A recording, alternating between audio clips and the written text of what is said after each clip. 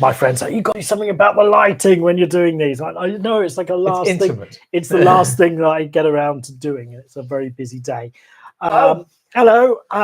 Do let us know if we can be heard, Please. and then we will. And then we'll start answering questions. Yeah. We'll start answering them now and just claim to have answered. Just go on. So yeah, just drop us a yes, we can hear you. No, we can't hear you. Depending on which one is accurate. That's where we find out what sort of delay is going on. Yeah. Hello, everyone. Yes, we can hear you. Okay. Well done. Good evening. Welcome to Dark Corners. Thank you, live Ned of the Hill. stream. Yes, we can. Now there's like 20 comments of yes, we can hear you. Yeah, which is always the way. Perfectos. Just quickly scrolling up. All right, so we're just going to jump in with questions and answers. Yeah. Okay. What film more than any other turned you on to being a lifelong horror fan? To be honest, I think it was books that got me into it more than anything else, and mostly my grandfather's old film books and a collection of famous Monsters of Filmland magazines that we found in the attic that belonged to a friend of my mum's. And Graham's gone. I'm just tweaking the camera. I'm feeling that I'm not right. Oh, that was it. That was all you were doing for that question, was it? Yeah. That was that. I didn't have a film in mind. You don't need to be recording. Cool. This thumbnail was terrifying from the film. How's the progress on that film going? I believe it's all shot now. The director is also doing the music, and he's very much of a sort of like one-man operation. So it's a very low-budget film, but he hopes to get it out in the coming year. He has got a film on Amazon that I keep thinking I should watch. Does he have a plan for it? I think he'll probably try and get it on Amazon again. And no festival circuit or he anything? might do that. I didn't really talk to him about that. He's mostly when you're doing the shoot, then it's time's very limited, and you just want to try. The last shoot we did was incredibly fraught. There was problems with the makeup. It was freezing cold. Really was. Cool. We have lots of questions. Yes. Is it too early to do a bad movie review of Megaropolis? It is for us because we don't do that. Although we were just going through the films we saw this year. Because it's one of the other questions. Yes, and Trap is definitely one like we could do, but it's almost to an extent where I don't know if Trap is meant to be a comedy. It sort of lends itself very well to being heavily mocked. Right, which Universal monster would have the best Christmas party, not including the Mummy and the Gillman, who we know would obviously have the best Christmas party? The Bride of Frankenstein. There we go. I'm not even going to justify it. Asking the tough questions. Did Lon Chaney Jr. ever find out from anyone ever why his father lied about his mum being dead? Well, not exactly found out from anyone, as far as I'm aware, because no one would know except Chaney himself. But I think you can sort of infer it was because that was a really toxic relationship, and he thought it was maybe better for his son not to have any contact. There you go. Is Die Hard a Christmas film? Yes. Gremlins a Christmas film? Yes, even though it didn't come out at Christmas. That's what you were going to say. Is Nightmare Before Christmas a Christmas film? Yes. What makes a Christmas film in your book? I think Christmas films just have a feel to them. Okay. There's got to be some sort of like goodwill surrounding them. All right. And I do think that Die Hard certainly has that. It's a tale of redemption and, Gremlins to an extent. So Die Hard 2 also takes place at Christmas, but people don't seem to comment on that being a Christmas film as much. Maybe it's not as Christmassy. Maybe it doesn't have quite that same. It doesn't have a Christmas party, feel. Does it? Maybe that's it. There's no. Yeah, I don't know. But to start protesting that, it's like Die Hard 2 is a Christmas movie too. Remember? I notice people take it personally when you roast their childhood favourites. I, on the other hand, insist you review Condor Man. I've never rewatched it as an adult, and I'm sure it's awful. We were talking about this earlier, about how people don't like it when we roast films from their childhood. And we're pretty sure they've never watched them since, because if they did, they would probably it can be grim. agree. Some things hold up. I've just finished my annual rewatch of the Box of Delights, and I think it holds up brilliantly. But some things don't. Look out for the review of that next week. Yes. So, yeah, on that one. What about? Tell me a bit about Box of Delights. I've never watched it. Box of Delights was a sort of a fantasy children's show from 1985. I can't believe it's 40 years old, and I think for a lot of people of my age who watched it back then, it's just such a pivotal point. It was a really quite ambitious drama for the BBC at the time, certainly for children's stuff. Patrick Troughton was in it, Doctor Who, Harryhausen films, and so on. And a couple of other actors who were better known at the time, but it was mainly a children's thing. But it had a real it had a real magic to it, had a real darkness to it. It's interesting. My brother, who is only 18 months younger than me, has almost terrifying memories of it, who hasn't got the same affection for it at all. But it feels like I think it had a huge influence on me in ways I don't really understand. What was interesting, when I started rewatching it every Christmas, which was at least 35 years after I last saw it, so much of it was still in my head. I hadn't seen it for that time, but the music was immediately there, and so many of these images. Oh my God, I remember this! And it just had such an impact as like a sort of an entry level dark fantasy. I mean, the effects don't hold up remotely, but it sort of doesn't matter. It creates its own world very well. Then it uses animation and puppetry and all sorts in it. Oh, cool. Lovely. I will look forward to watching that when I come to edit. I mean, I think if you didn't see it as a child, you're not going to be sort of like suddenly converted, but hopefully you can appreciate what makes it special to people for whom it holds that place. Almost Ready Movie says, I showed your review of Crypt of Dark Secrets to someone who worked on the film. He approved. Okay. Which is Crypt of Dark Secrets? That's the one with the very naked girl resurrecting the dead by doing a sexy dance. Almost Ready Movie is the person who worked on the film, the almost naked girl. Not almost naked, extremely naked. Very completely naked. Somebody else commented on one of our William Grafay films. What was the last one we did? Oh gosh. I don't know. It was in a swamp. Yes. They usually are. Wow, that nails it down. Anyway, his grandfather played one of the characters and was also the squid in the other one of his. And he really enjoyed it. I was like, oh my God, I'd love to hear like some stories. Oh, sadly, he died. I've just been like researching it. But he'd also done makeup, and he'd worked on that one with Veronica Lake we did. Oh, yes. Flesh Feast. Flesh, yeah. I think it's Flesh Feast. And it's like, oh my God, these... Yeah, well, and he only has like these handful of credits with William Grafay and makeup on Flesh Feast. And I go, how interesting, like, at some point in this guy's youth that he just dabbled a little bit in these films.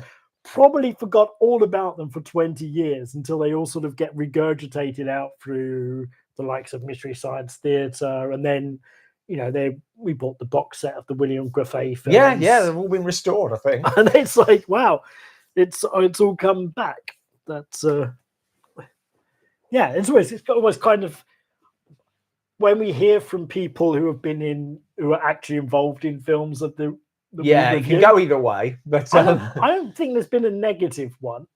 No, but quite often it's like people's kids. It's like, oh yeah, my mum was part of Gangosaurus Rex thing. So yes, where's the Creature from the Black Lagoon video? I bought the set, so that's a start. It's on the list. We'll get to it. It's not a priority right now. No matter how many times people put it in the comments, which is currently every single week. I think it's the same person. Well, I would assume so. Otherwise, I don't think there's that much demand. Otherwise, there is a lot of demand, different people, then we would definitely do it. Yes, it is. Initially, seeing the comments, I thought we must do that, and then when the comments kept coming, I thought, right, I'm not going to bloody do it. It's just that's what Robin likes to do: spit in the face of our viewers. Become a patron. It's getting there. It exists. I'll try and pick up the. What do you mean it exists? The concept of the review. Oh right, the concept exists. It's a Trump thing. It's a Trump thing. We've got the concept of an idea. My girlfriend's brother who lives in Seattle is coming over for Chinese New Year, so I'll get him to bring over the book series from it. He's also on the chat as well, so he's like, "Oh, great! Is that what I'm doing?" Yeah, I'll have a whole really weigh down your carry-on luggage. I will have a whole shopping list for you, Hoodanam. Lucky you. That's Janice's brother. Yeah. Well, I just said lucky you. Oh, you had a shopping I thought list. you said, "Who the fuck are you?" No. I was like, "Whoa, whoa." No, just in case anybody else said, "Lucky you."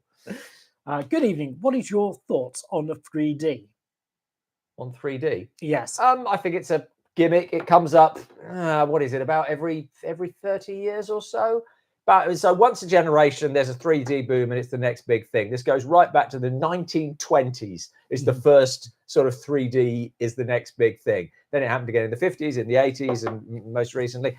And it doesn't last long, because for something to be a big step up in cinema storytelling, it has to actually have some impact on the storytelling. And 3D, apart from some very specific films, it generally doesn't. So I don't think it'll ever really take off until it's so sophisticated that you almost don't, that it sort of replaces cinema. But I think that's outside of my lifetime. That said, I do have plans for us to do a review in 3D this year. Yes. Thank you for asking the question. There's a particular film that we're going to review, and we're going to. The idea is we're going to do some 3D segments for the two people who have access to a 3D TV or Google's 3D glasses. We've reviewed a lot of 3D movies. We just never reviewed them in 3D. Yeah. So it doesn't matter. So you can look forward to that. I personally like my 3D obscene and in your face. Okay. I'm not into 3D. I'm not that fussed about 3D where it's depth. I just want shit being thrown in my face. I'm sort of the opposite. I want to be part of the movie. So horror films work particularly well in that kind of medium. For me, it's a gimmick, and that's how it should be used. That's who's Gambit 1987, because they said hi Binsky, which is my girlfriend's name. Wow, what a terrible way for you to find this out. Interesting.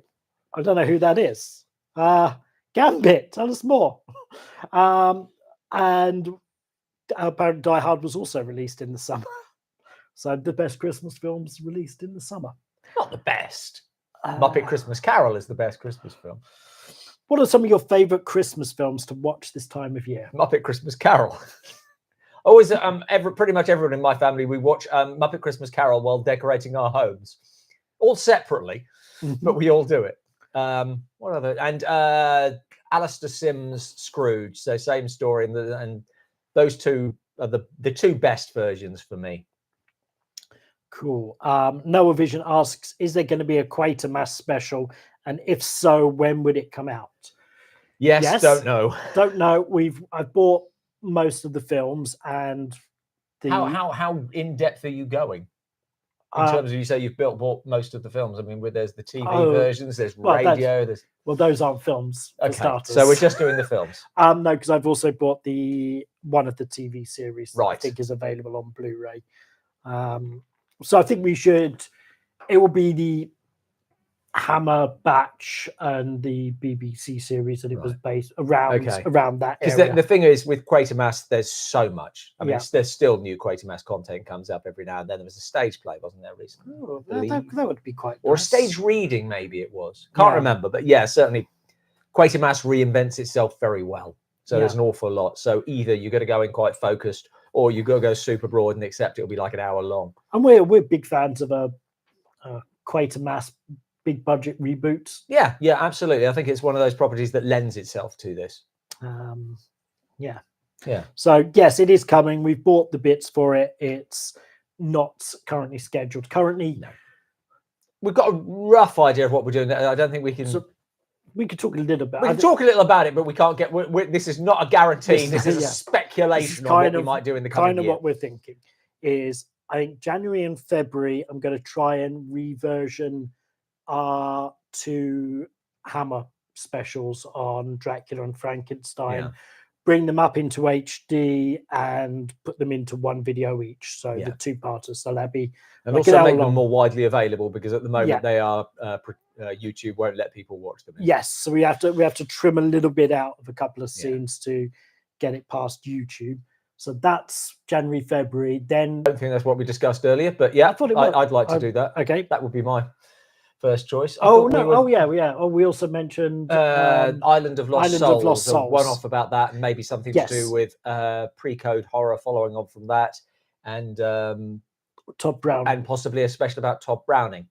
So those are ones that are currently on our radar. The other one that I'd love to get to, I don't know if we'll manage it this year, is the Todd Slaughter one. Oh no, I've got the box set. Yes, Todd Slaughter. And we've got a biography of him, and he's just a really interesting. I probably wrongly, I feel like a Todd Slaughter one could do quite well. Sort of a nice niche thing. No, because the Todd Slaughter one has to kind of follow on from Cornish Duo, because the director wrote some Todd Slaughter. Yes. So there you go. We've got basically got a choice. It's either going to be the Cornish Duo leading into Todd Slaughter, or the the Island of Lost Souls leading into Todd Browning.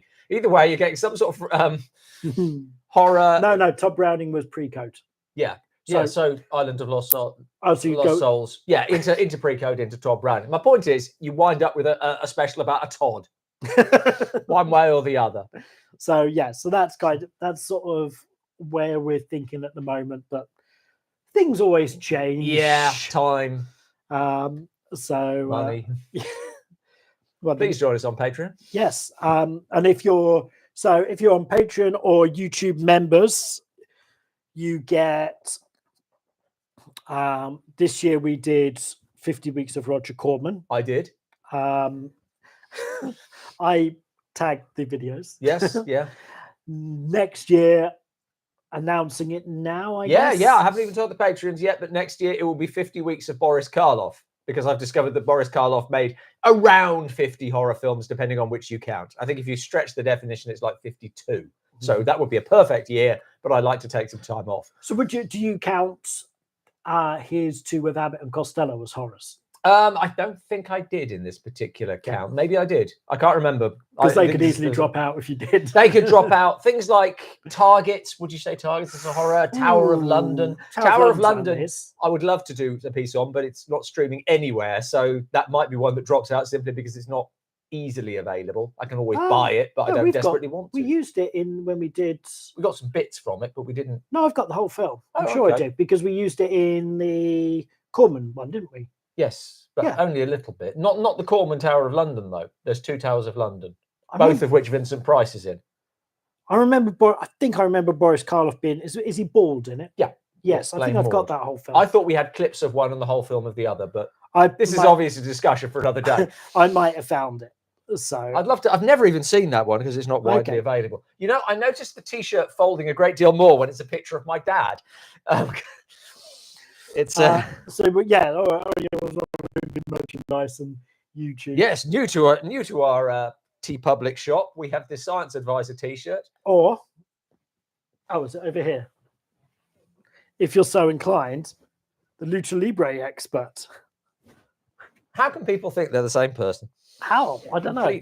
Two totally different people. So those are available, as is very recently gone up but not publicized. Our Lon Chaney Shall Not Die t-shirts. Yeah. We also have a quiz book out. That's been around longer and very, very new. My latest book, The Legacy of Frankenstein. Let's do a question from the quiz book for the audience. Oh, that's a good idea. I thought you were going to pimp something. I'm probably not going to get to your answer for a while. Probably not going to get to the questions that you've asked for a while if we keep on going like this. Okay, this is B-movie taglines. And the tagline is 8 times bigger than a man, 100 times more savage. What is that a tagline? What movie is that a tagline for? Do you know? I mean, in fairness, in the book, those are linked up to various films, so you've got a choice. Oh, so I've got a good guess. It's this one, isn't it? I would have thought so. I mean, it's pretty obvious. Yeah. It's definitely not this one. Well, no. Okay. So there we go. All right, we'll find out. Entertainment content there, right? We'll find out who won that competition. Let's have another question. Let's have another question. Is Silent Night, Deadly Night a Christmas film? Yes. And as is its sequel, although much less so. Of which we are viewing. Andreas has just dropped us $5 due, so we shoot down here. In this season of giving and friendship, please accept this humble gift in the name of our Lord and Savior, Walter Pigeon. Thank you. Whose last words was Walter Pigeon? Whose last words? It was somebody's last words, wasn't it? Yeah, I don't remember. But we'll probably find out. Someone will tell us in maybe an hour or so. Okay. We've got way behind. Okay. We're getting to questions as quickly. Are we really that far back? Oh my God. Not quite this far back. Yes, I can hear you. Yes, I can hear you. How are we? We're fine. Silent Night, Deadly Night film. That's how we got to. Silent Night, Bloody Night is also another one I found. Right, that one we haven't looked at. So that might maybe be next year. Maybe next year.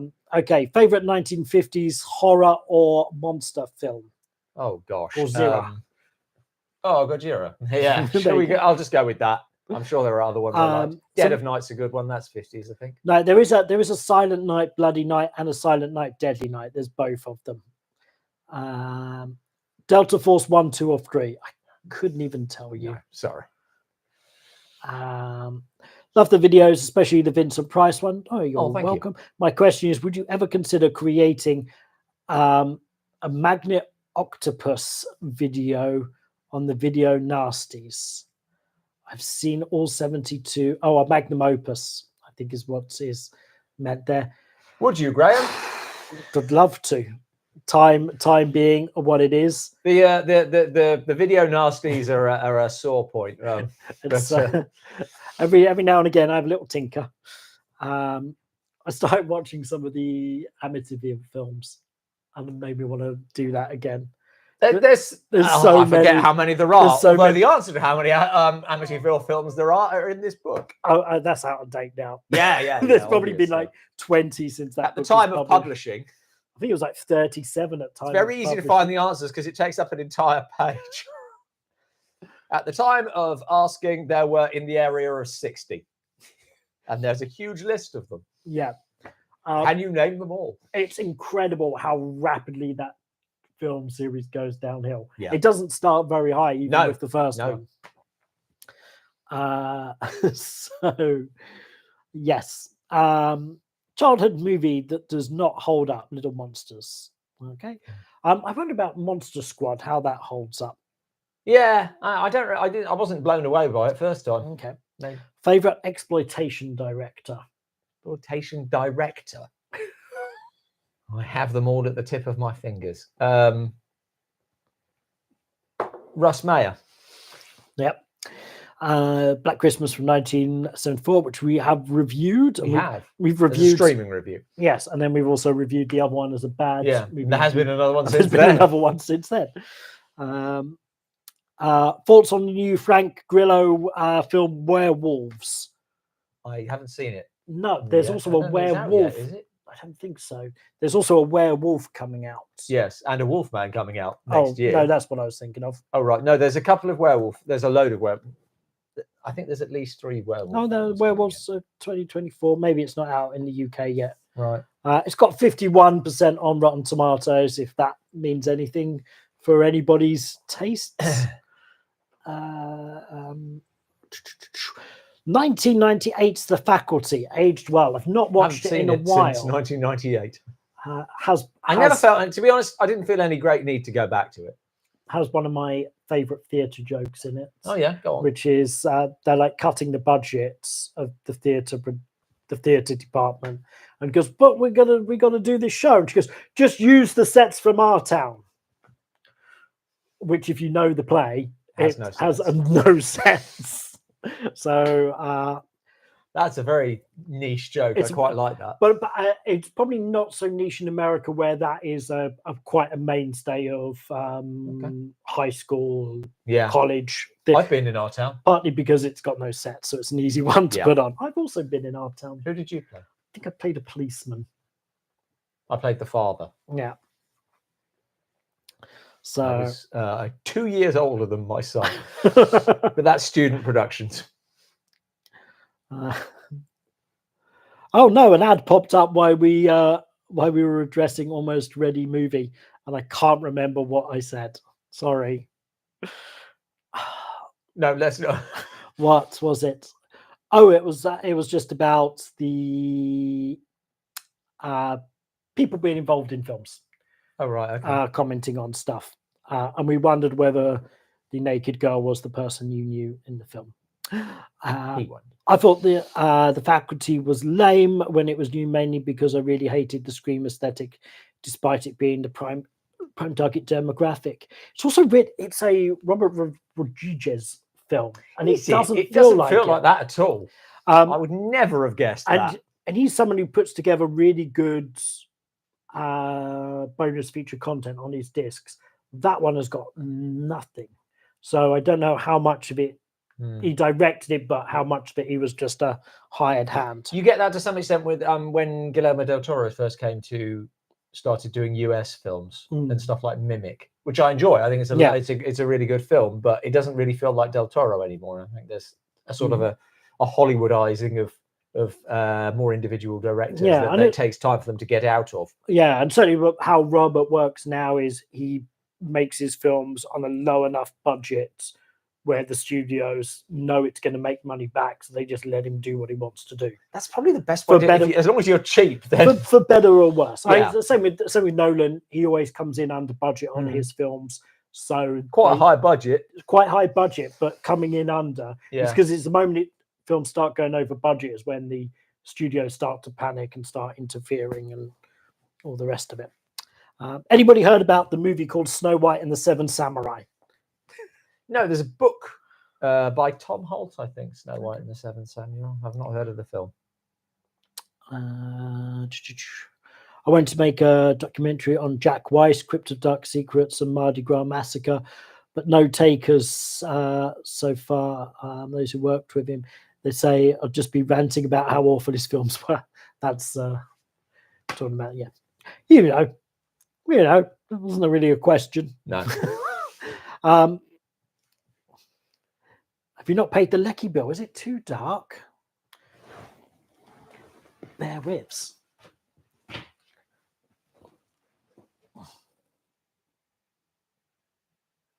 Best and worst version of The Grinch. Having seen none of them, I'm going to say the Boris Karloff version is the best. And Jim Carrey worst. Yeah. I guess. How many other versions are there? I don't know.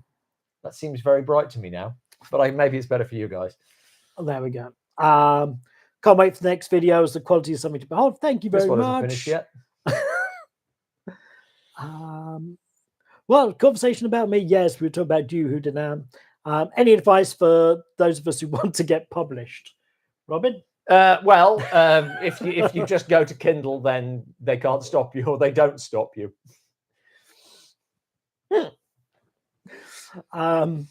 Most criminally underseen studio genre film.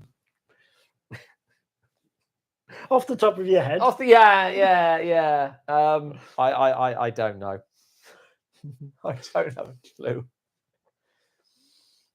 Oh yeah, Cash on Demand, another great Christmas movie. Yes, that's a great Christmas movie. Criminally underseen.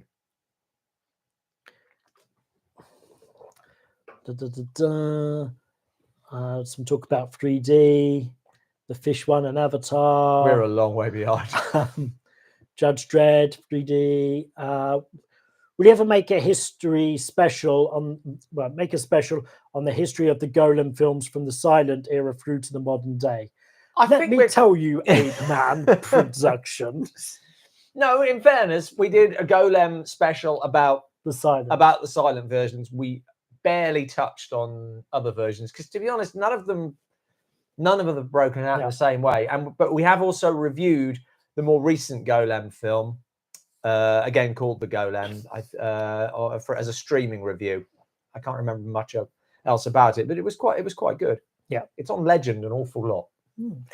Dial M for Murder 3D. That's good use of 3D because it's sort of used as a way of like focusing you.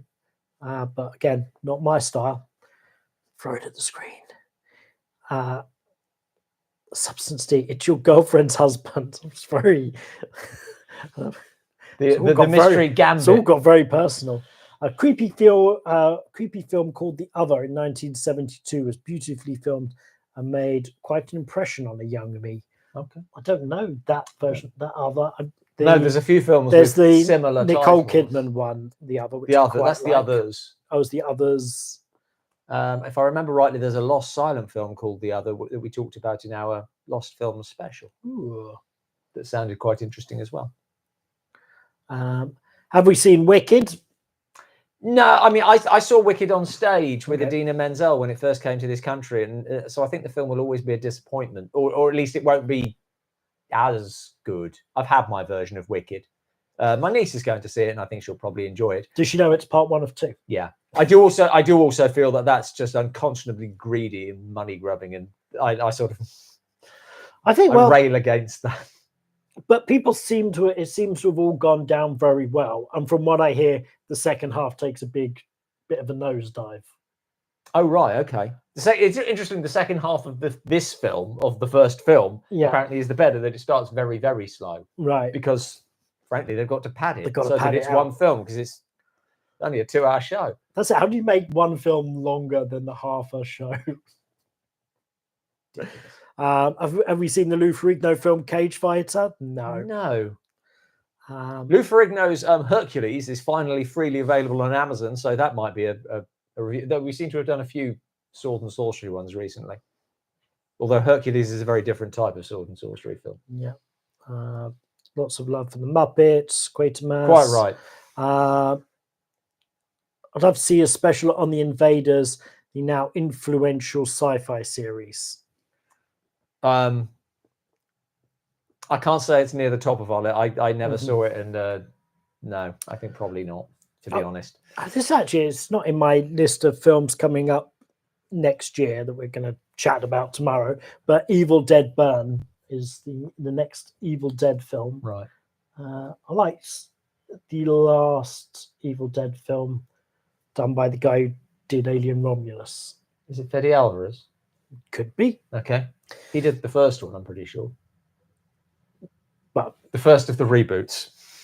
No. No? Okay. No, there's the next reboot, the one that was a couple of years ago. I don't know. Yeah. I think. I don't know. I can't remember anything. The last one, I quite like. My interest in the Evil Dead goes up pretty much to Armies of Darkness, and then I'm done. and anything with Bruce Campbell. Did you watch the TV series? Yes. Good. Do you enjoy it? It becomes quite repetitive, but you know, it's amazing how much leeway you give a show if you're enjoying the lead character. If it's just someone you're happy to spend time with. Films that deserve a remake. I mean, we usually say that Captain Kronos Vampire Hunter is one that, at the very least, should be extended. Mm-hmm. Other films that deserve a remake. We should stop remaking good films and remake bad ones with good ideas. Yes. And we had a list of those for a while. Monolith Monsters. Yes, Monolith Monsters. Go remake Monolith Monsters and cue the Winged Serpents. Yes, that would be another one, just with a more focus. I think it needs more Aztec stuff in it. Vacancy or Reindeer Games? I don't think I've seen either. Okay. 2025, Year of the Tods. Chud. It pops up every now and again. Might get around to it. Sort of falls between two stools for us, I think. I love Todd Slaughter. Seen 4 of his films recently. Yeah, the Powerhouse just did like a nice big box set of a good chunk of his films. He's an interesting man outside of his films as well. So it will be one of those specials where it could be really, really interesting, but it might be hard to find stuff to put on screen when we want to talk about his pre-film life, because he came to film relatively late. Was a huge theatre star beforehand. Yeah, well, a huge theatre star. He was popular within the same niche that he made the sort of blood and thunder melodramas. Okay, subgenres you'd like to see more of? I don't know. I'd like to see more Gothic horror, I suppose. There's not a lot of sort of. I guess I like old-fashioned horror. I'd like to see more ghost stories. Yeah, interesting ghost stories. It's I mean, is Cillian Murphy actually in 28 years later? I'm pretty sure he is. I think that's true. He's not in the trailer, as far as I know. not the one I've seen. Okay. Science advisor trying to exit. Oh, what happened? We jumped. Yeah. It's the science advisor in the house. I haven't seen them say. Normally says hello. Elvis, Elvira, or Vampirella? Elvira? Sure. Just random words here. Megaropolis. Yeah, there we go. Oh, so LBS is They're presumably answering some questions. There's the science advisor. The science advisor emoji. If you're a YouTube member, you get a science advisor emoji. That's a reason enough to join. King Kong question mark. I suspect these are answers to a question from about an hour ago. Oh, no one's got it yet. Then I've not seen. Oh, there it is. Ned of the Hill gets it. Yep, it was Attack of the 50-Foot Woman. Well done, Ned. There's no prize.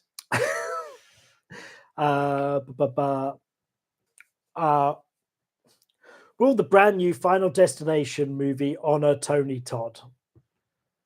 I don't know. I mean, I think they'll probably have a nod to Tony Todd. It really is the year of the Todd. I imagine they'll reference him in some way, won't they? Don't know.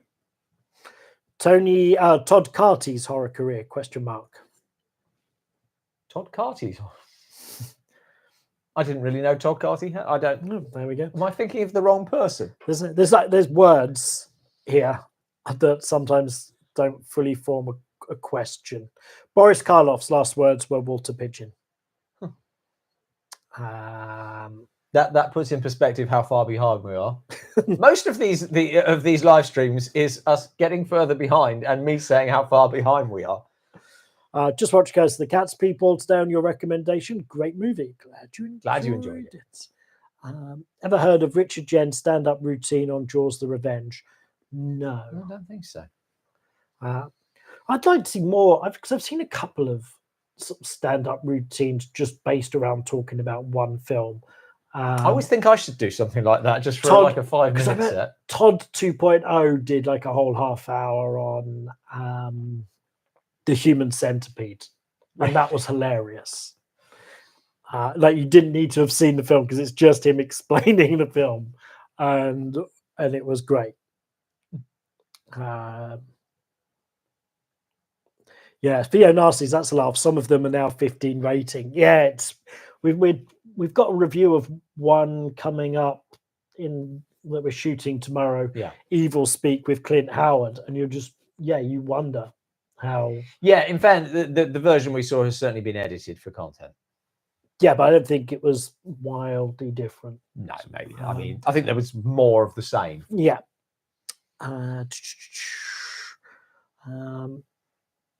Will The Incredible Melting Man ever get a remake? I wouldn't have thought so. I'd be surprised if it didn't already have one, like someone's come in and made it. I think a man who gets stronger as he dissolves is not a serviceable premise. How are we feeling about Nosferatu 2024? I think we have mixed feelings between us, because you seem quite positive and I seem quite negative. I was chatting to my friend Jem the other night, who's a huge Robert Eggers fan, and we sort of had a very spirited but very how film discourse ought to be conducted. That we differ on it, but we're able to differ and walk away friends. Yes, had an intelligent conversation about it, but and we sort of like approach it in different ways. That I don't see the point. Everything in the trailer looks to me as if they are focusing too much on the romance, not romance exactly, but on the girl. And I felt that what was different about Nosferatu is that it's a predator. I don't see the point in remaking Nosferatu if you change it so much that it's no longer Nosferatu, especially when it's essentially Dracula. Yes. And Jem's point was, where's the point in remaking something if you're going to make it exactly the same as the original. But then I don't think there's a point in remaking Nosferatu at all. But then it feels like they're remaking Bram Stoker's Dracula. That's what it looks like to me. Under the title Nosferatu. Yeah, that's what it looks like to me. But maybe that's just a bad trailer. I don't know. Did you get to see Voyage of the Demeter in the end? No, I still don't know where it's about. Just avoid it. It's not that good. That's such a shame because I think that's a really good idea for a film. Yep, and really badly executed as well. Especially the sort of, I guess, final, I don't know, epilogue, 90 minutes. The epilogue of it, which has almost like feels like it's setting up a sequel that doesn't. And then Dracula happens. That really doesn't feel like it should exist. What do you think of? Was it Klaus Kinski's Nosferatu? I enjoy it. I do prefer the original. The thing with Kinski's one is that I think that it always feels to me like it falls between two stools a little bit, in that he's definitely paying lip service to the original. But that style is so alien to how Werner Herzog shoots that he's much more loose with the camera and that. I'm trying to remember the name for that movement of German cinema, but I can't think of it. So his style doesn't really marry up with Murnau's at all. But I do enjoy that one. Okay. Have you seen Eden Lake? No. That's a horror film that really sort of like stuck with me and made me feel, oh, I don't need to see that film again. Well, probably won't watch it. Quite on the disturbing side. And it's the same director who did the McAvoy one, Speak No Evil, which you enjoyed, which I really enjoyed. It has a similar sort of uncomfortableness to it. I still need to watch the Danish original of Speak No Evil, which I've heard is even darker. How about a piece on Dennis Wheatley movie adaptations? I mean, we've already done a pretty extensive review of the only one that I think that really stands out in The Devil Rides Out. I'm not sure anyone's clinging on to The Devil a Daughter, or is it? What's the other one? Is it Lost Continent? I'm not quite sure I think it's Lost Continent. It's something like that was made around the same time as Devil Rides Out. Lost Continent. It might not be Lost Continent. I'm just saying that it's a very different style of. Oh, it's completely different. Okay. Completely different film. Because that's a wartime one. Yeah. But they find a now where it's like is it a submarine? No, it's a ship. And it gets stuck in like a sea of living seaweed, at the center of which is a conquistador galleon that's been there for decades. I understand what that film's about. Yeah, I just sort of assumed it was a. I think it is The Lost Continent. How about that? I thought it was like some sort of weird prehistoric one. I mean, there's aspects to it because people have been trapped there for a long time. The only thing that recommends that is it's got Dana Gillespie in it. Okay, who I met. Oh, yeah. And heard her play piano. Very nice. She's a fantastic jazz. She's actually sort of better, really, as a jazz singer and pianist. Wonderfully talented. Are you guys fans of Cinemassacre? Do you know what? I've not watched any of their stuff in a long time. I don't religiously follow them. What I do is when I will check out stuff that I know he's sort of better on than me. Godzilla especially, I would usually, if we're doing a good Godzilla one, I will usually go and watch his video to learn a little bit more, because he just knows more than I do. I don't think it's on that. I don't think it's anything that like he's changed or whatever, or just my tastes have changed, or maybe you just don't stick with stuff forever, which is the same reason that we plateaued. Yeah, exactly. And soon our views will start to go down, and there that's an end of it. Trances or scanners? Trances. Yeah, like that. Who's your favorite author of fiction? Terry Pratchett. What is the greatest movie poster? The Attack of the 50-Foot Woman. It just is. I like the Star Wars one. I love the Star Wars one, but if I was going to have something on my wall, then I'd rather have the Star Wars poster on my wall than the Attack of the 50-Foot Woman. But the Attack of the 50-Foot Woman makes what is a dreadful film look like look extraordinary. Have you heard anything about Friday the 13th and what's going on? No. What do you guys enjoy? Oh, this is interesting. Do you enjoy praising a good film or ridiculing a bad film more? I enjoy praising a good film more. Although I probably get more satisfaction from the writing of the bad film ones, because if you write a good joke, then that's a good feeling. Yeah. I guess in essence, because like the good films you're writing critically, where the bad ones you're writing more creatively. Yeah, well. It's hard to be creative, and it's certainly hard to be funny when you're just, I love this thing.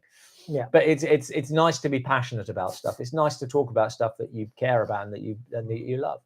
I mean, I can't see how this was written at the time we mentioned it, but Box of Delights was so good. There you go. That seems like that was a long time ago. It does, doesn't it? Flash Gordon or Flesh Gordon? I've never seen Flesh Gordon. No, I haven't. I always remember it being in the video stores. Really? Yeah.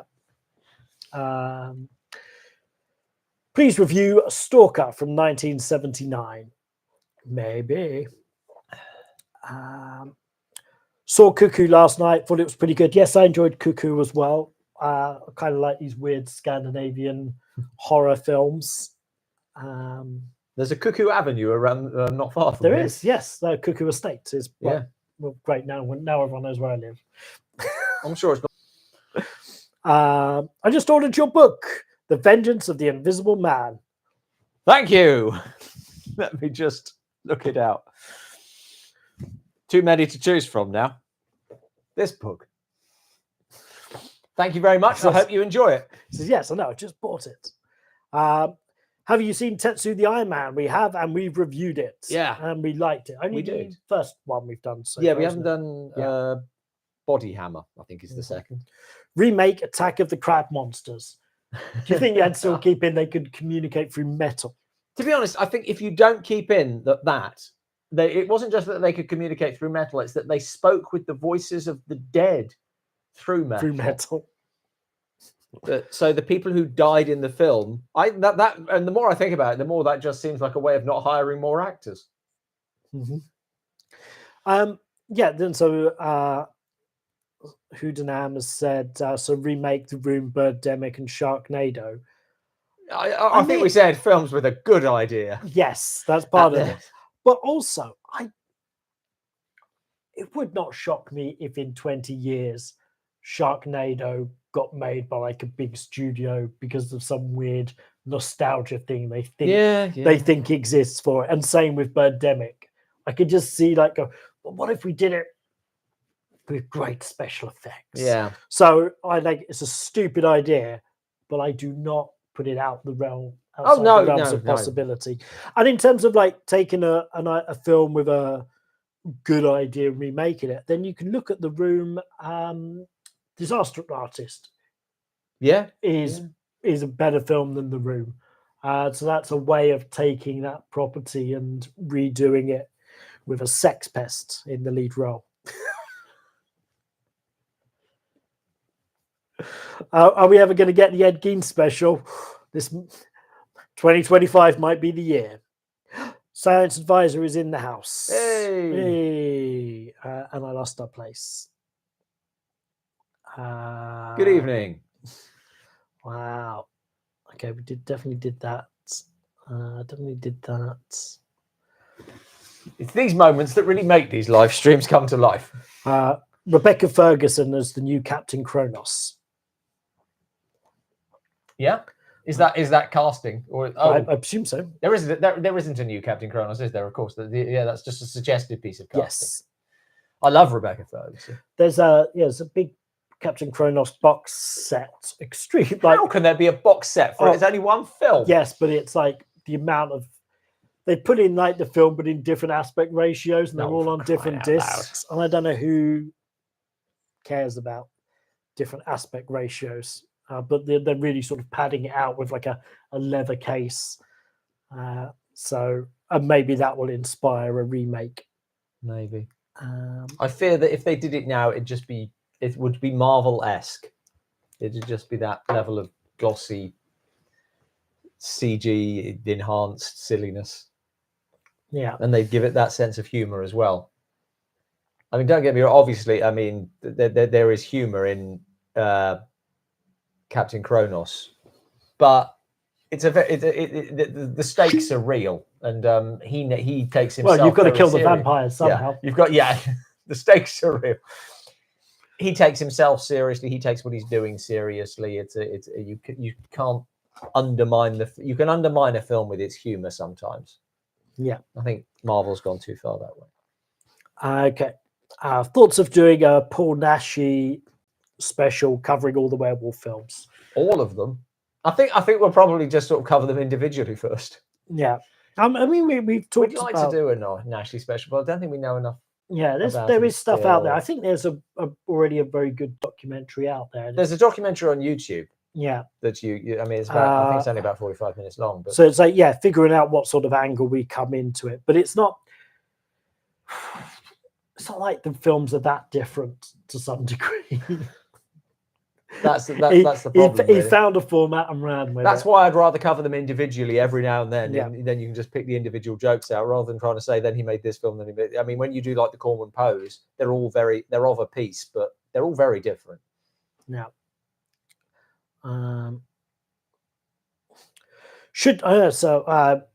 Something I guess we will chat about tomorrow. There's a new Karate Kid movie. Coming out. With Jackie Chan and I forgot his name now, Daniel LaRusso. Yes, Ralph Macchio. Yes, but it's not, as far as I'm aware, it's not related to the TV series. Doesn't seem to be, because Paul William Zabka's not listed in the credits. So I don't know. So is it canonical with both, or just with the Jackie Chan series, or with the movies? Or is it just like its own thing? Yeah, it's such a weird decision. It's like it's like that. It's Deadpool versus Wolverine. Yeah, is where I'm seeing it, like just sort of like off at its own tangent. It exists in. That's how I imagine it is. I'd prefer things were off on their own tangent rather than try to tie everything in. And I don't like when you have required reading to go and see a film. You know, that's not what took me out of Marvel, but it's something that certainly would have if I gave a toss what happened in the first place. I wouldn't want to have, oh, you've got to see this if you want to understand that. You know, the hell with it. A film should stand on its own feet. Yeah. One or two things British cinema could do with, not more money. Not more money. I don't know. It's something because there's lots of good British films coming out, aren't there? There is like a big talent pool in the country for sure, both in terms of actors, writers, directors. The studios themselves have a lot of great talent. So it all exists. So the talent exists. I think it does. So you said not funding, but I think it's funding. I think it's self-confidence. I don't think that. I think that if people have money, they'd rather sort of like, if you're going to fund an English language film, then do it in America. Everyone trusts that accent. I think there's something very British about the British film industry. And they go, oh, us? No. We couldn't possibly make any good film. You're mistaken. It wants people with a sort of passion in their own visions and to be allowed to make them. I watched a documentary recently, Made in England, about Powell and Pressburger, which is basically just Martin Scorsese talking about his love for these films. And there's no better introduction than that. And off the back of that, I started rewatching some of their films, and you forget how absolutely bloody brilliant these films are. Yeah. And there's so much their own things. No other films like them. They're so individual. Love them. And there's a lack of individuality in all mainstream cinema at the moment. So is it you end up just like losing the talent? Like they do something, it gets a bit of attention, and then they just go to Hollywood. I think so. So it's like it's giving them something in this country that they give them a reason to stick around. Yeah, which might come maybe down it comes down to money. Money, or at least like just the whole. I think there's. Within like the BFI, there's a bit of guardians there about what's getting done depending on the tastes, or what boxes they're trying to tick at the time. And so that might be an issue. Yeah. Have you watched Dance of the Dwarfs? Yes, we've reviewed it. Yes, we have. Yes, with Henry Fonda. Peter Fonda. Peter Fonda. Jamie Lee Curtis is going to be in Murder, She Wrote movie. Really? Wow. You know what? That's I'm not. I don't hate terrible it. casting. Don't hate it. If someone's going to take over that role, and someone will have to because Angela Lansbury is dead, then why not? I mean, after so many, I don't know how many episodes of the TV show there were. It seemed like there were quite a lot. Whether there are any stories left to tell for Jessica Fletcher. There's always another friend to meet. The fear is that they would go really, really tongue-in-cheek with it and make jokes about the fact that when she shows up somewhere that that someone always dies. It's almost, but that's how you. If you were going to do a movie, you couldn't just do a TV show. No, but so it's not like there are no good murder mystery movies. No, but it's Murder, She Wrote was never a good murder mystery story. No, but it wasn't. But what I'm saying is I don't want it to be self-aware. Because even Murder, She Wrote was pretty self-aware. It became it, but I don't. You can't start from that perspective. For one thing, it hasn't been on TV for decades. But I think the audience for it is. I mean, I went to go and see. But then they want to see an episode. They do want to see an episode. They don't want to see someone make fun of something that maybe they have good memories about. Well, when I went to go and see it in the cinema, Murder, She Wrote's, I forget what it's called, Murder, She Wrote Solve-Along. So you go to the cinema, you have a host, and you watch an episode, and he does like stand up and bits in between, and like you're betting on who you think the murderer is going to be, and based on like a whole bunch of things, and the audience for it loves it, and I think that might be the audience. So, and Jamie Lee Curtis is very funny doing comedy. Yeah. I'm not saying it shouldn't be comedy. There's a type of comedy that I think is right for it. I don't. Okay. Question for the science advisor. But I have the feeling is no. Well, you have to ask the question, Nathan Jones, and maybe they will answer it for you. Okay. Favorite film? Is that it? That's it. I usually go with Sunrise, I think. Good. Are Star Wars and Star Trek dead? For me, yeah, I think. And I was always a big Star Wars fan, and now I've just sort of gone, you know what? It's not for me anymore. I started watching. This is interesting. This is another conversation I had with Jem, Jem's a lot younger than I am, but we also talked about Star Wars. He's a big Star Wars fan, but coming at it much later. We both agree on the original trilogy, but sort of like how stuff's been handled since then. Disagreeing on similar lines as to what we did on Nosferatu, because I was saying I watched the first episode of Andor. I will watch more, but frankly, I found it incredibly boring. And I don't understand why it's Star Wars. And I watched the first episode of Kenobi, and I was actually fine with that. So again, I've only seen one of each. They might go in completely different directions. Don't shoot me on that. But Jem's thing was that he likes the idea of exploring the universe and sort of going and doing films that's telling stories that aren't so obviously Star Wars. And think, well, where's the point in it being in the Star Wars universe if it's not intrinsically Star Wars? What is that?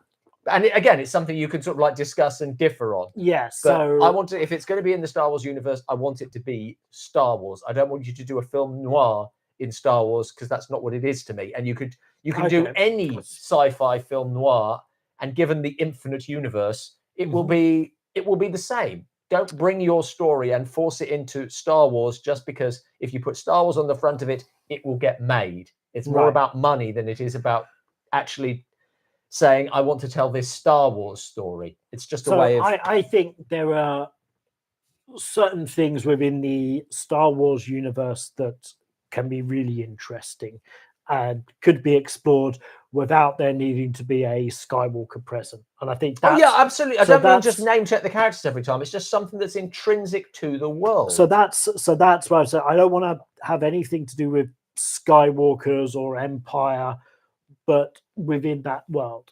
And you could say, yeah, well, you could do a completely different sci-fi film, but it's hard to get budgets for something that doesn't have a name. And putting the Star Wars name on it might help you tell an interesting story. That's how I would kind of look at Andor. I really enjoyed. Okay, I will watch more of it. I get where you're coming from. So I saw the first 3 episodes of Andor at a preview screening, and seeing them one after the other, 2 or 3, I can't remember. And it is slower going, but it was like, oh, this is nice. I like my sci-fi a little bit. I like my sci-fi slow, but I find the character. But you didn't. Nothing. You didn't really get like a climax in the episode until I think it's the end of episode 3 or maybe the end of episode 2. I can't remember. And then it ramps up, and I find the character totally unengaging. There's other stuff going on. So yeah, I'll see. I totally understand why you wouldn't. On the Star Trek, just as long as you've asked about both, and you're not a Star Trek fan, it's interesting. There's been some really good Star Trek in recent years, for my money, in that there was the 3rd series of Picard I loved, and first one I enjoyed. Second one was terrible. I don't know what they were thinking. Third one, completely different direction, but it was brilliant. It was very much for the fans. I showed it to my mum and dad, who are long-standing Star Wars fans, and they loved it as well. There's also been Star Trek Lower Decks, which I adore, and I can't believe it's been cancelled. I can't believe that Paramount bought it and then cancelled it. So frustrating. And again, but a lot of the rest, so it feels like there's still, for me, Star Trek currently has a better hit rate than Star Wars. Yeah. But there's also a lot of stuff that doesn't interest me, and I don't watch it religiously, either Star Wars or Star Trek. Yeah. Anymore. And I'm done with in terms of Star Wars, I'm completely done with the films. I'll probably never watch another, because that's the best way to go forward. If other people like them, good luck to them. Yeah. But for me, there are only really the 3. I think I kind of, with Star Wars, the way that it is at the moment is like, it's just not for me anymore, and that's fine. Go do your thing. Obi-Wan series, it was okay, and then I forgot about it. I tried to get through Ahsoka, and that was interesting in bits. I started watching The Acolyte, and I've not gone back to it. Skeleton Crew. That I thought looked terrible. The trailer looked terrible. Oh. And so I've not even looked at that yet. Yeah. And it's like, fine. It's just, yeah. It is what it is. I don't begrudge them for doing it, but I'm not going to cheer them either. Just do your thing. It's not for me. It doesn't hurt. So, yeah, that's why I cut down on that. Long answer to that one. But... Roger Morgan, yes, there are pigs in evil speak chowing down on people. You did not imagine that. Chance of review of Tied in Blood, 2011. I don't know it. If it's a bit out of our... If it's a bad film, no. No, because it's out of our thingamajig. Seen Equinox, Sam Raimi totally ripped off. 1969. Equinox is one that's been on our radar for a little while. I think it was a request from someone, but we I think you were looking for it for a while. Okay. Yeah. I certainly have been, and I can't find one. I think it's not so much a good print. I can't find one that's the right length. There always seems to be missing a substantial chunk. Extro is another video nasty that's now rated 15. And we have reviewed Extro. Yes. Lady Terminator, good or bad? It's a good, bad movie. Yeah. Planet of the Vampires was ripped off by Alien. Am I wrong? I think a closer link to Alien is It. It from Beyond Space, I think it's called. Because that's another alien with acid for blood. Yeah, and they get rid of it the same way by opening the airlock. Yeah. Taking a pause, be right back. Okay. You're probably back now.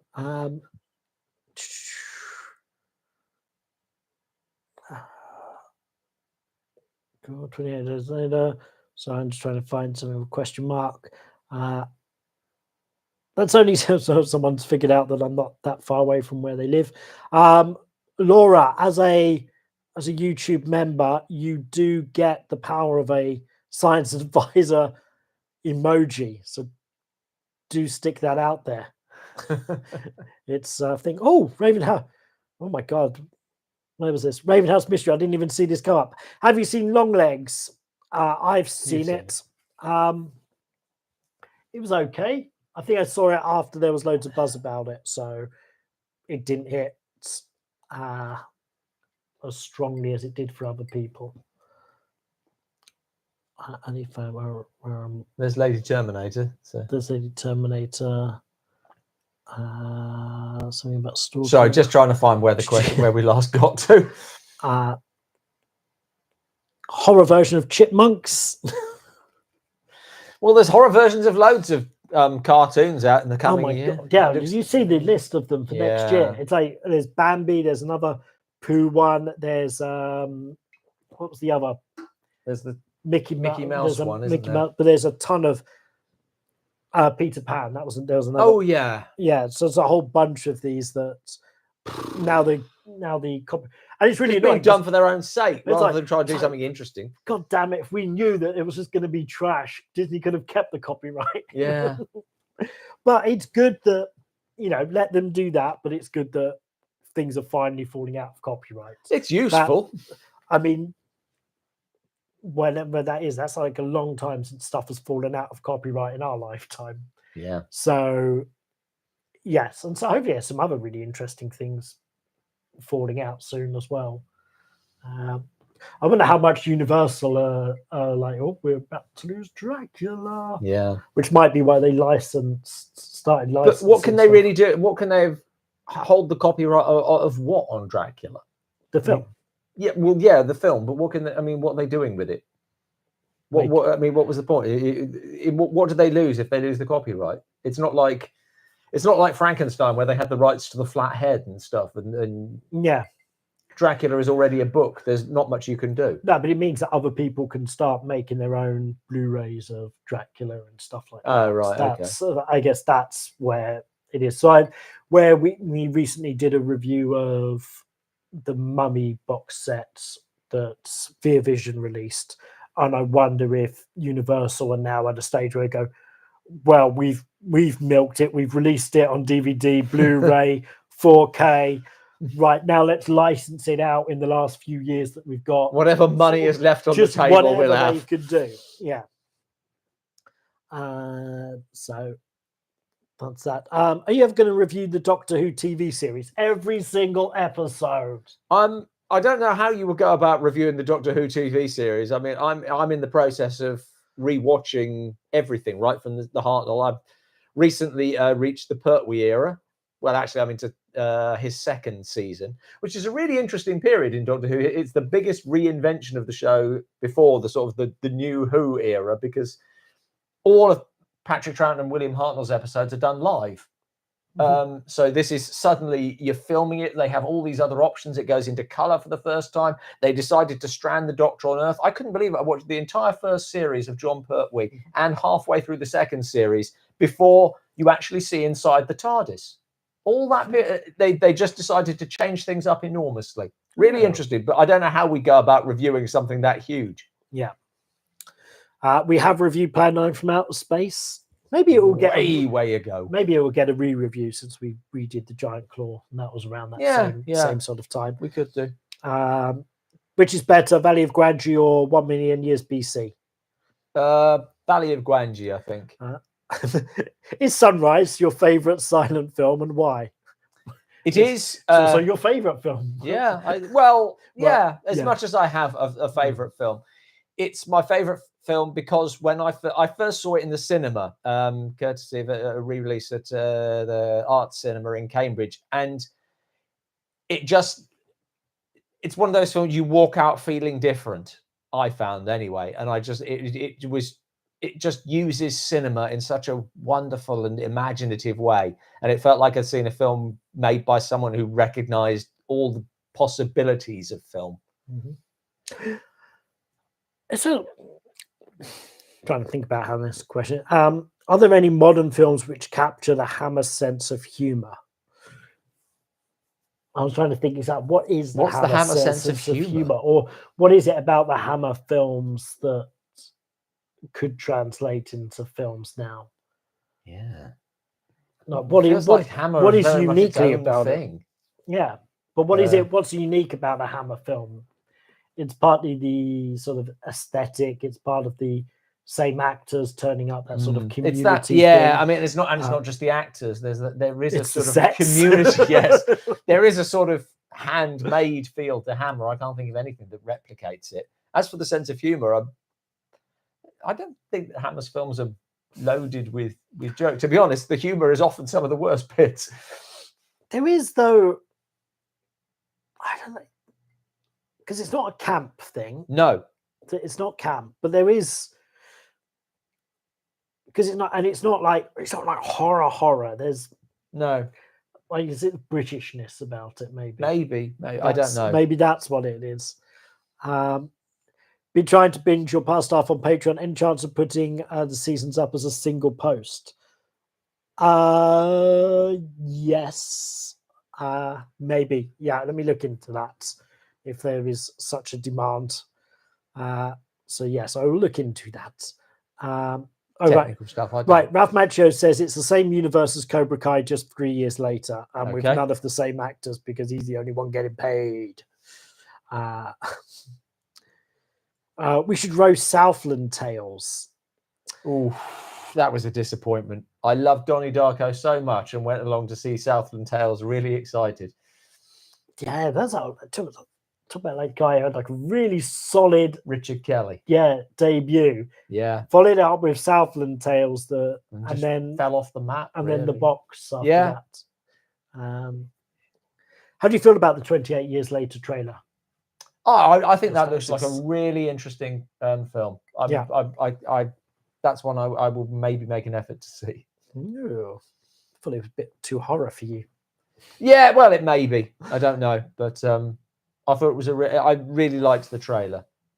Yeah, UK cinema needs more working class voices in front of and behind the camera. Yes, I agree. I think there's a problem within the industry where if you want to get involved in it, you've kind of got to have money to do it for free for a bit, and the people who can afford that are not your working class people, so you end up having a particular class of people who are able to get into it more easily.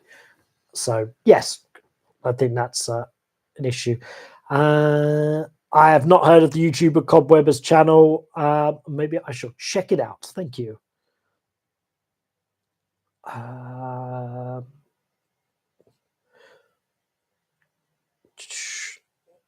Somebody else saying about that channel.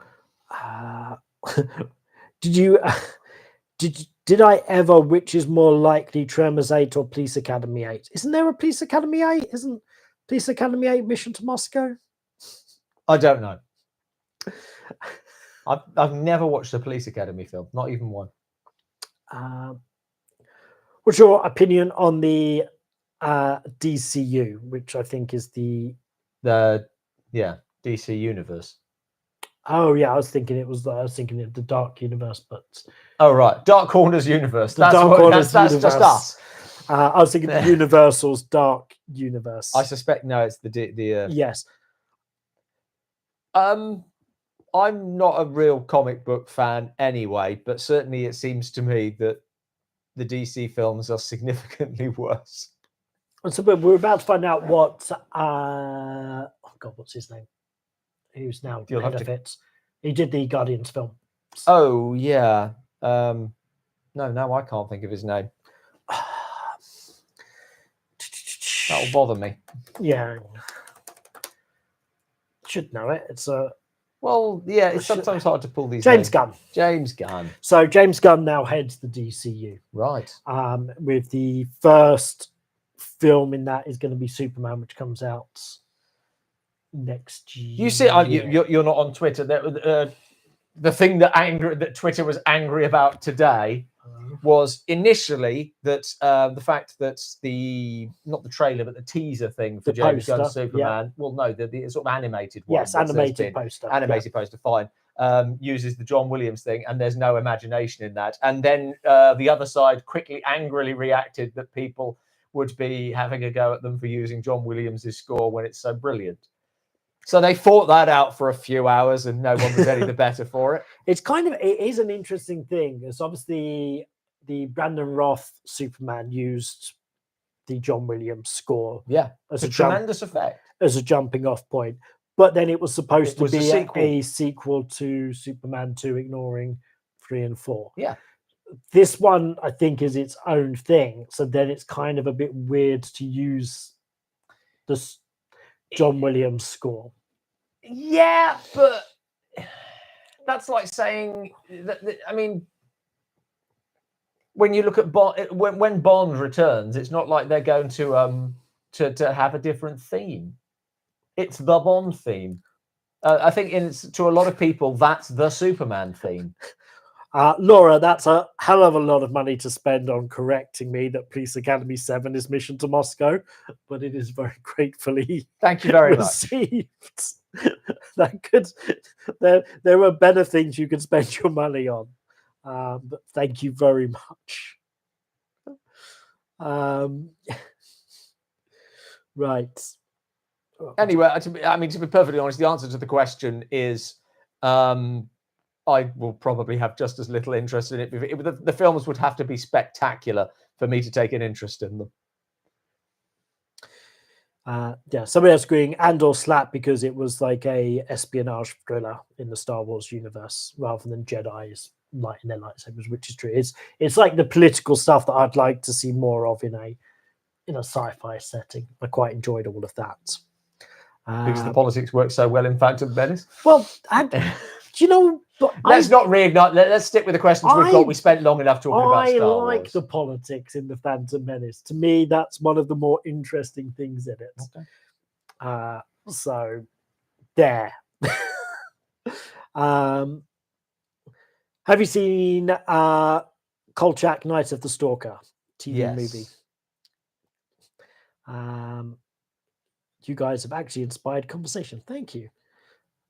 First season of Mandalorian also slapped as a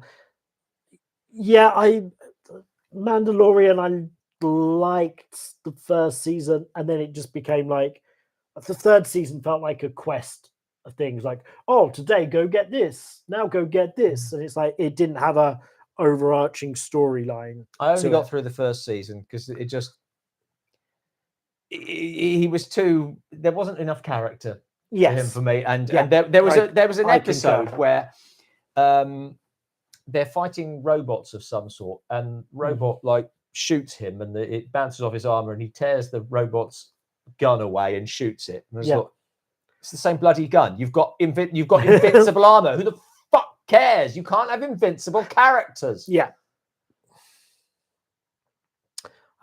Greetings from Italy. I wanted to say thank you. And for all your love for Mario Bava. We should do some more Mario Bava stuff. I was about to say, I don't think we've really covered him very thoroughly at all, but we did a Black Sabbath and Black Sunday, didn't we? Those are Bava films, aren't they? Yep. Yeah, two with the very similar titles. Both good films. And Karloff's great in Black Sabbath. How did Bela Lugosi become addicted to morphine-based painkillers? I never understood that. Oh, do you know? I'm trying to think because I do know that. I think it was following an operation or something. It was medically prescribed initially. This sort of thing happened a lot. It was initially a prescription thing, similar to what happened with Julie Andrews, and was it Wallace Reed? There's a silent film star who ended up overdosing because they kept him dosed up after a broken leg just to get him through a film. But yeah, it was something like that, and I don't remember the specifics, but I'm pretty sure it was started out as medically prescribed. Have you seen the Star Trek animated series from the 70s? No, I never have.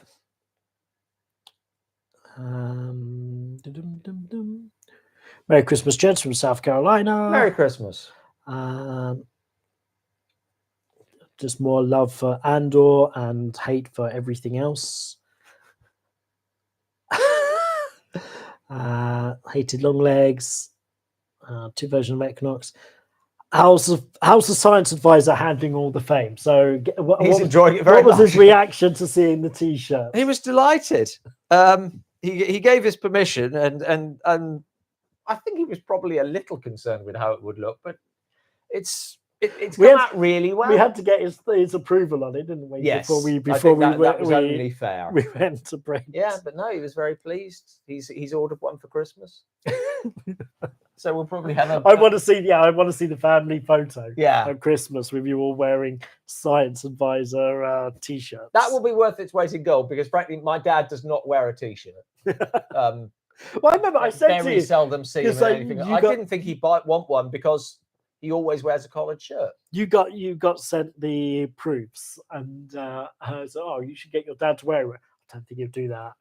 But then I didn't think, to be honest, I didn't think he would want to do the video in the very first one we did. That was your idea.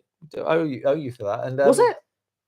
I got in touch with my dad to ask a specific question about the Cape Canaveral monsters, and I got the answer. And I said, I put in the video, I have checked this with my dad, who is a chemist, and you suggested we should. Oh, right, okay.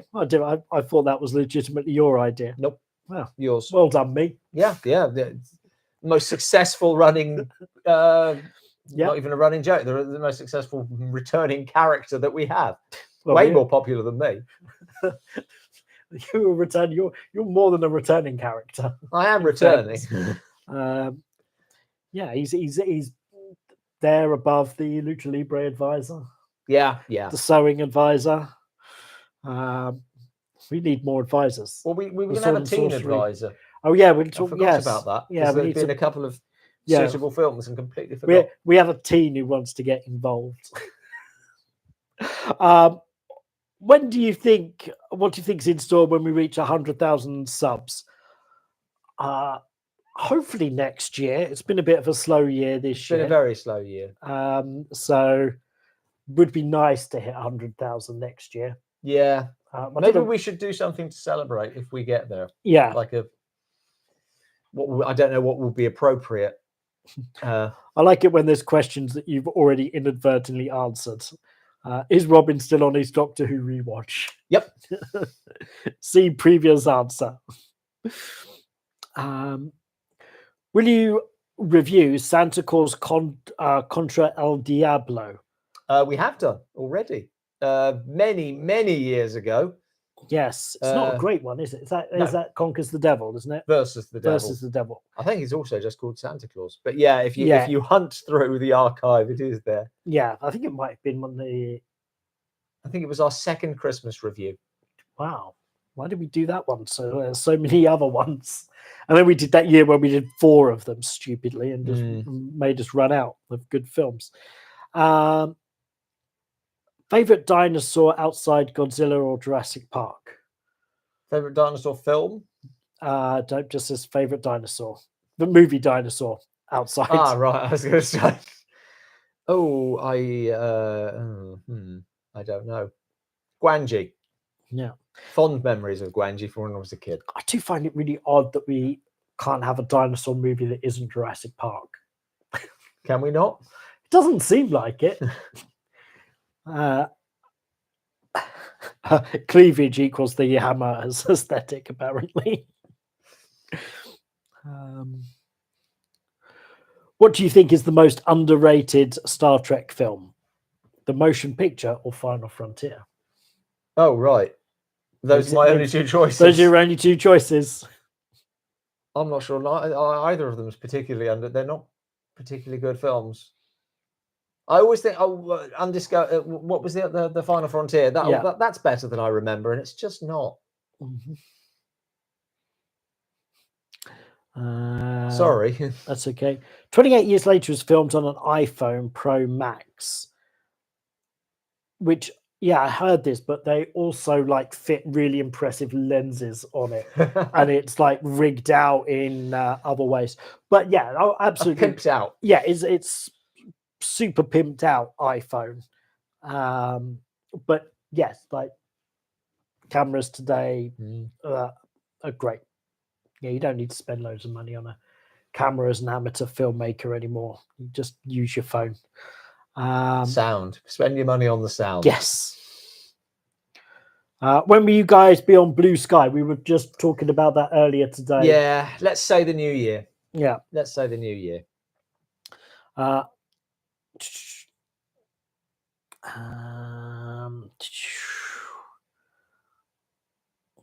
you interested in seeing the third installment of I Know What You Did Last Summer? Honestly, no. I still really, really, really know what you did last summer 30 years ago. No, why? It's not needed. 2025 year of Jallo? Probably not. There's a lot of research that we need to do to educate. This is for a special. Yeah, we need to educate ourselves on, and no. It's if you want a boring documentary on Jallo, then we've reviewed one. We don't need to make our own. Yeah. Lugosi had sciatica. That was it. Which was caused by a war injury. That was. See, you don't need to ask us questions. Just chat amongst yourselves. You're breaking the illusion. Chat amongst yourselves. You figure it all out. I'm glad I was right that it was prescribed. As I was saying, I was doubting myself. Welcome, Patrick Lee, to your first ever live. Have you ever seen Shandu the Magician? Yes. Underrated?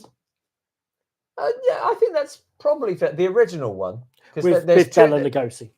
Well, the first Chandu is, if I get someone will correct me if I get it wrong, no doubt. The first Chandu is a feature film in which Lugosi plays the bad guy. The second is a serial in which Lugosi plays Chandu. Oh, okay. So either. I think I haven't seen the serial, but no, the movie's fine. Yeah, it probably is a bit underrated. It's not one that gets talked about. From that perspective, it's underrated. Would you rather see a vampire mummy or an invisible werewolf film? No.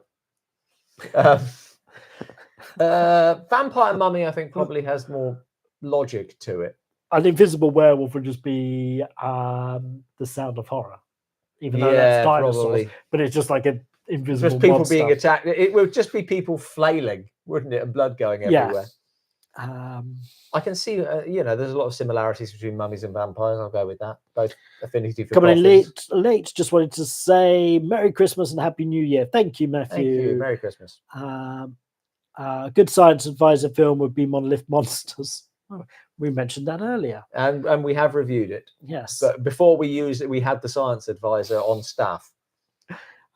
Favorite episodes of the Twilight Zone? I've not really watched the Twilight Zone. I've got a few of the box sets, and I was like going. Me and my friend would just like watch one every now and again when he was over, and after a while, you started to see the formula, and here comes the twist. Initially, it was really entertaining, and then as you watch more of them, like the formula really started to show itself. A bit like if you're playing around with AI, getting it to write stories. Or poems or whatever, and you go, oh my god, that's really clever and funny, and then you get it to do another one, and then you just start to sort of see the style of it, and it really sort of shone. But the one with Burgess Meredith, Burgess Meredith. That was how much have you dropped? That was spoofed on. That's the famous one. I'm really confused. I get very confused over what I watched on Twilight Zone and what was in Futurama Scary Door. Okay. It was really good in the Futurama episode. Which James Bond films do you like most? I think we agree on From Russia with Love is a very good one. Yeah. I like The Spy Who Loved Me. Yep. As well. Early Connery and Craig for me, I think is where I go. I think the Roger Moore ones, I loved them as a kid, but watching them now, they just don't hold up for me at all. I still enjoy those. I think they're entertaining, whereas I think the Craig ones have a tendency. I don't like him as Bond, basically. Oh, okay. I like Daniel Craig. Yeah. And I think a couple of the films are really, really good. Certainly, I like Casino Royale. I like Skyfall very much. But he's not really I just don't really like him as Bond. He's too one note. Okay. What classic actor, not known for horror, do you think would have made good horror films, a la Gregory Peck in The Omen or Betty Davis in Dead Ringer?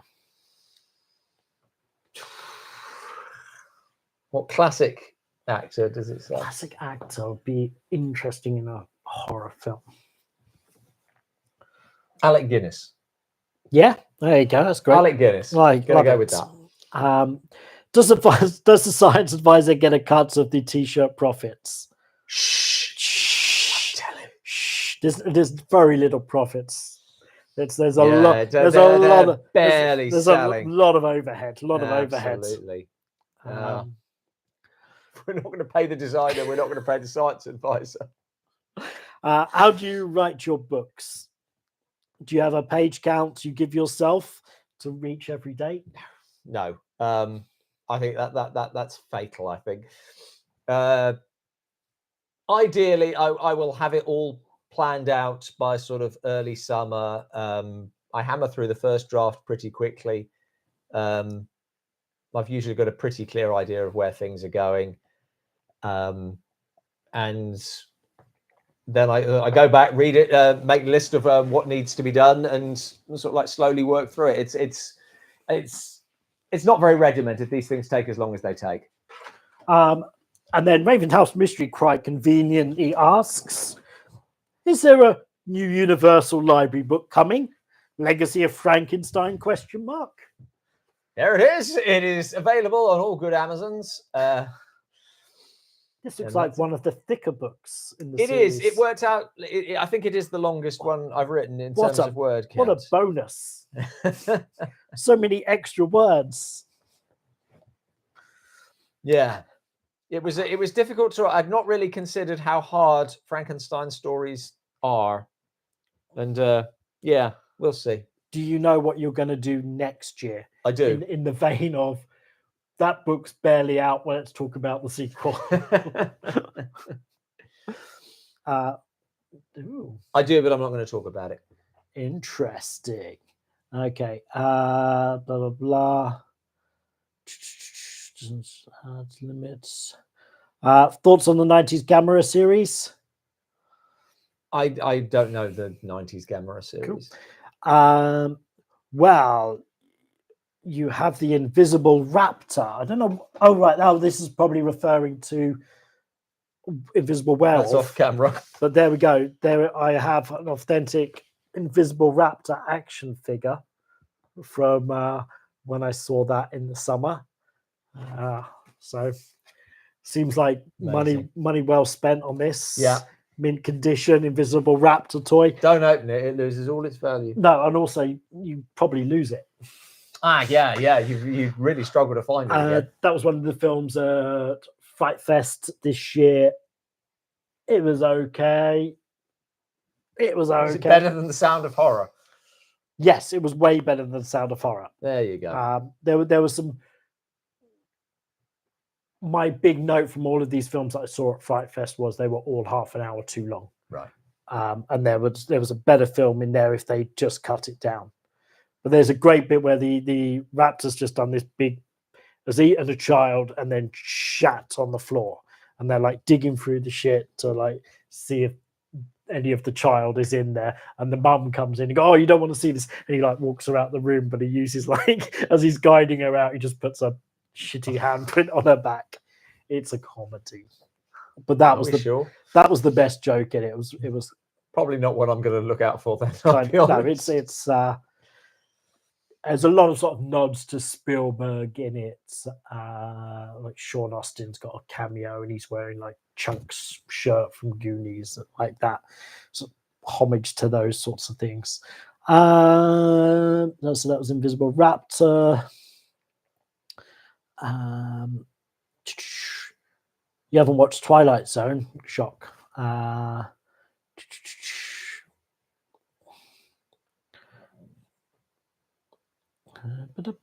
Thriller with Boris Karloff was also better than Twilight Zone. Do you know that? I'm vague. I know that Karloff did some sort of like curated stuff. 3 types of Twilight Zone episodes: good person rewarded, bad person punished, or weird stuff happens. That's just all narrative fiction. Do you think you would be over 100k if it were not for people rage unsubscribing over roasting childhood favorites? No, I've got no idea why it's not over 100,000 by now. I think there's maybe we're just not very good at this. Yeah, maybe we're not very good at it. That's one thing. It might be that our audience skews older and therefore doesn't share the content. I've always sort of kept that in my brain as a justification for it. Look, our viewers, they love it and they watch it and they just want to keep it to themselves. Right. But other than that, I don't know. I don't understand these things. I don't. And then every now and then I think, well, 87, 88,000, which is where it is now. That's quite a lot of people. Yeah, I don't say. I remember when I wish some of them watched the videos. I remember hitting like milestones I don't even think about anymore. Like when we did, when we got 1,000 subscribers. I remember that day because I signed it. I subscribed with one of my other YouTube accounts to push it over. But I just think I was doing something related to Brexit that day. I was filming for that, and I remember when we got 1 million views. I remember that we were filming an Ugly Duck. But now we do like, I don't know, 10 million views a year or something. It might not be anywhere near that. I can't. Not sure we do 10 million views a year. But certainly do at least 1 million views a year. But that first million was a long, hard slog, and that first 1,000 was a long, hard slog. And now, so maybe when we get to 100,000, then that will be the first of many. Who knows? Yeah, but yeah, it does feel like there's not been like we've not hit a benchmark where we've gone, oh well, we've hit that thing. No, not for a little while now. And I'm really worried that we're going to hit 100,000 just as YouTube says we've moved the goalposts for your silver play button to 200,000, and that would suck. So please, like, share the content on things and get us more subscribers. We're so close. At current rate, it'll take a couple of years. Well, it could be next year. I don't know. Yes, it could be. Next year, early the year after. Okay. Lid test. Stuff about Bond. Night Gallery TV show. No, I think Night Gallery film we've reviewed. Yes. But your favorite Hammer Studio Frankenstein movie? Probably the first one.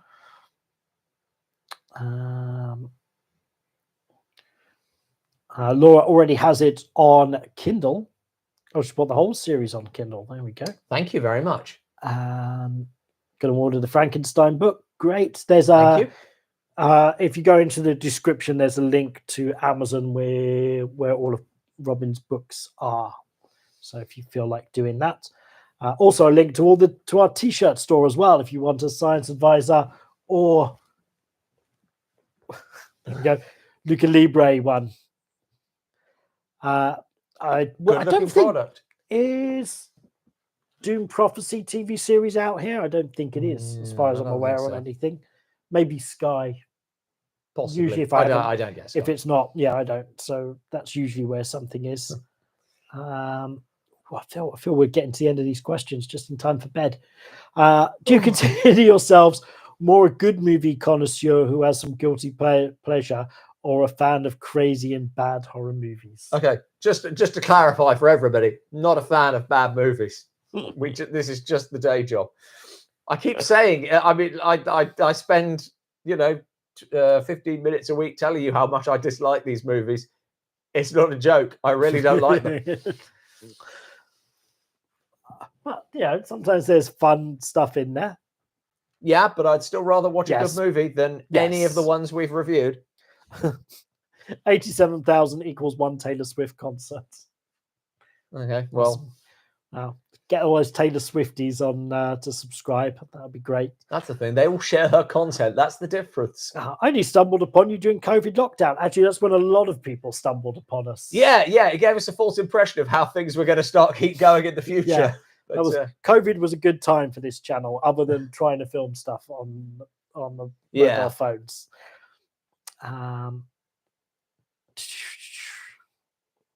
Favorite depiction of Frankenstein other than Karloff? I suppose I'll go with you mean Frankenstein's monster, I assume. Yes. I'm just reading the question. I think Karloff sort of like has got it for me. It's like we were chatting before just what a struggle it is to find a unique take on the monster. Because the Karloff version of Frankenstein is so prevalent that you almost can't imagine Frankenstein being anything other than that. Yeah. Frankenstein's monster. It is amazing how the look of the thing is iconic. Karloff's performance is extraordinary. It's a great film.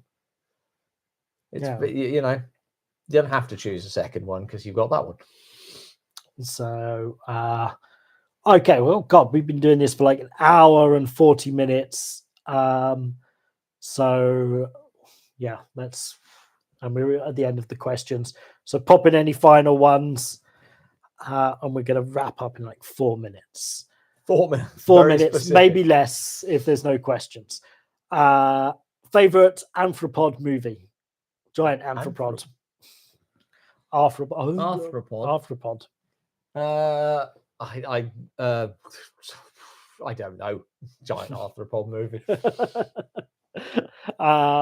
We haven't seen the Eggers Nosferatu yet, so we can't comment on where that ranks. But go back. We talked about it earlier in the stream. Oh, favorite Discworld novel? Ooh. Maybe Night Watch, maybe The Weird Sisters. I discovered you in 2019. I was 13 years old.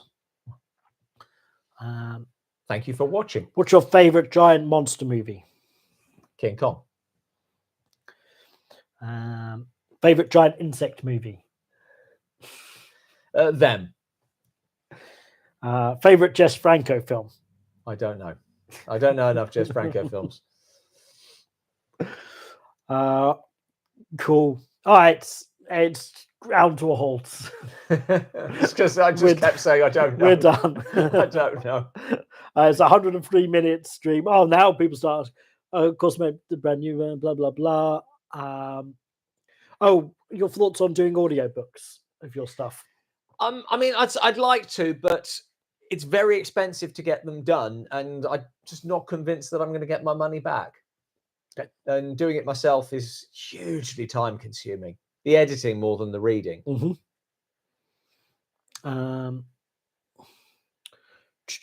Good for you. Favorite Jerry Warren film? Jerry Warren film? Oh gosh, that is a. Okay, The Wild World of Batwoman.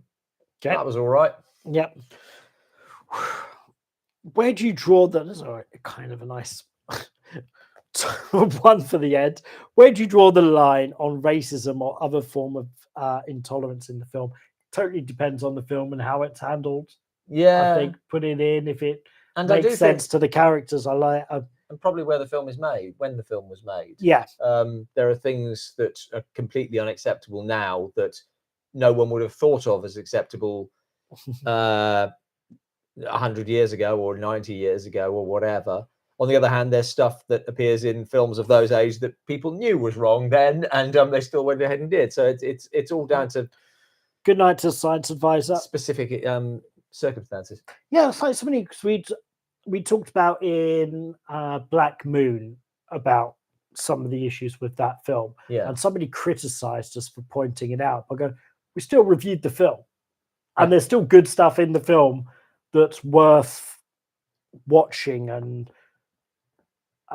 people have a tendency of saying, oh, this is 90 years old. This is made in 1933. And it's like, yes, but now it's not. It's 2024, and you address these things. You can say it's what was acceptable at the time, but this is now. This is when we're watching it, and glossing over these things doesn't do the film any favors. And certainly, like, neither of us would ever go, don't ever show that film ever again. No. But be aware before you watch. Yeah. And it's worth talking about how attitudes change and how things were done. That's all part of history and film history. And I don't think films should be re-edited to a point where the original is totally discarded. I think a re-edited version where it makes sense can exist alongside, as long as it's alongside the original. Yeah, for people who still want to watch the films, and if it makes them slightly more palatable to an audience. Yeah, because especially when you're showing films to children, it's important that they know how things were. But you don't necessarily want them to dump them in at the deep end and ruin what might be an entertaining and engaging experience for them by showing how people who look like them were treated way back when. Yeah, they'll learn it soon enough. Yeah, I said someone's mentioning the Fu Manchu films. That's like a whole series of non-Asian actors. Playing, and Boris Karloff had a go. Did Bela Lugosi? He did Mr. Wong. He did a Mr. Wong. Mr. Wong? Which one was Boris Karloff? Boris Karloff did Fu Manchu. Yeah, but he did a detective series as well. Oh, right. Was that Mr. Wong? And then obviously Christopher Lee did a bunch of Fu Manchus. And that's it. Like, you don't want to burn those films and never show them again. No. This is the thing. When Lugosi and Karloff were doing it, this was just par for the course. It's just the way things were. I think by the 60s, people knew better. But so, yes. All right, we've passed the 45-minute mark. Favorite Star Wars monster? I love the Rancor. That's what they said as well. There you go. We're all in agreement. Yes. Have you seen James Cameron's The Abyss many years ago? Yes. I heard if you stare at it, it stares back. Right. Good night. Thank you, Andreas Buckley, for that last little donation before we finished. Merchandise on TeePublic, books on Amazon, YouTube memberships, Patreon, loads of bonus videos. Please share the content. Please share the content. Get us more subscribers. Let's hit 100,000 in 2025. And good night. Good night.